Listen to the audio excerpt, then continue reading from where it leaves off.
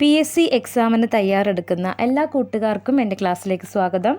നമ്മളിന്ന് തൊഴിൽ വീതി എക്സാം ഇന്നറിൽ വരുന്ന ഭരണഘടനയുമായി ബന്ധപ്പെട്ട കുറച്ച് ക്വസ്റ്റ്യൻസാണ് വർക്കൗട്ട് ചെയ്യുന്നത്. അപ്പോൾ നമ്മുടെ ആദ്യത്തെ ക്വസ്റ്റ്യൻ നോക്കാം.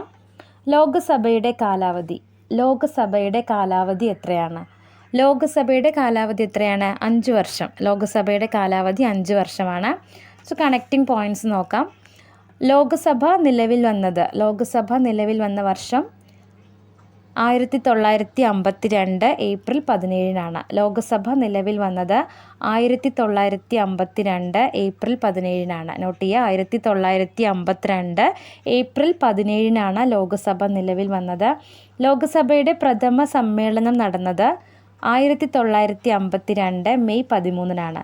ലോകസഭയുടെ പ്രഥമ സമ്മേളനം നടന്നത് 1952 മെയ് 13-നാണ്.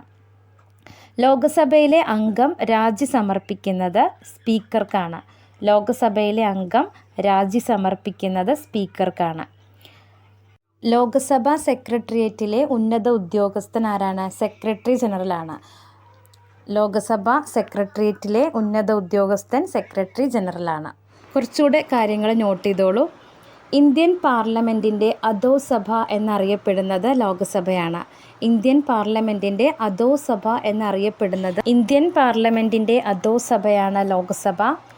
ലോകസഭ പോപ്പുലർ ഹൗസ് എന്നും ഫസ്റ്റ് ചേംബർ എന്നും അറിയപ്പെടുന്നു. നോട്ട് ചെയ്യുക, ലോകസഭ പോപ്പുലർ ഹൗസ് എന്നും ഫസ്റ്റ് ചേംബർ എന്നും അറിയപ്പെടുന്നത് ലോകസഭയാണ്. ലോകസഭാംഗങ്ങളെ ജനങ്ങൾ നേരിട്ടാണ് തിരഞ്ഞെടുക്കുന്നത്. ലോകസഭ ഇലക്ഷന് വോട്ട് ചെയ്യാൻ വേണ്ട കുറഞ്ഞ പ്രായം 18 വയസ്സാണ്. വോട്ടിംഗ് പ്രായം കുറച്ചുകൊണ്ടുള്ള നിയമം നിലവിൽ വന്നത് 1989-ലാണ്. ലോകസഭയുടെ കാലാവധി 5 വർഷമാണ്. ലോകസഭയിലേക്ക് മത്സരിക്കാൻ വേണ്ട കുറഞ്ഞ പ്രായം 25 വയസ്സ്. ദെൻ ലോകസഭ പിരിച്ചുവിടാനുള്ള അധികാരം ആർക്കാണ്? രാഷ്ട്രപതിക്കാണ്. ലോകസഭയിലെ ഭൂരിപക്ഷമുള്ള പാർട്ടിയുടെ നേതാവിനെയാണ് പ്രധാനമന്ത്രിയായിട്ട് തിരഞ്ഞെടുക്കുന്നത്. ലോകസഭയിലെ ഭൂരിപക്ഷമുള്ള പാർട്ടിയുടെ നേതാവിനെയാണ് പ്രധാനമന്ത്രിയായിട്ട് തിരഞ്ഞെടുക്കുന്നത്. ലോകസഭയിലെ ആദ്യ പ്രതിപക്ഷ നേതാവ് AK ഗോപാലനാണ്. ലോകസഭയിലെ ആദ്യ പ്രതിപക്ഷ നേതാവ് AK ഗോപാലനാണ്. Then present secretary general of Lok Sabha Utpal Kumar Singh ആണ്. നോട്ട് ചെയ്യുക, present secretary general of Lok Sabha Utpal Kumar Singh ആണ്. ദെൻ ലോകസഭാ സെക്രട്ടറി ജനറലായ ആദ്യ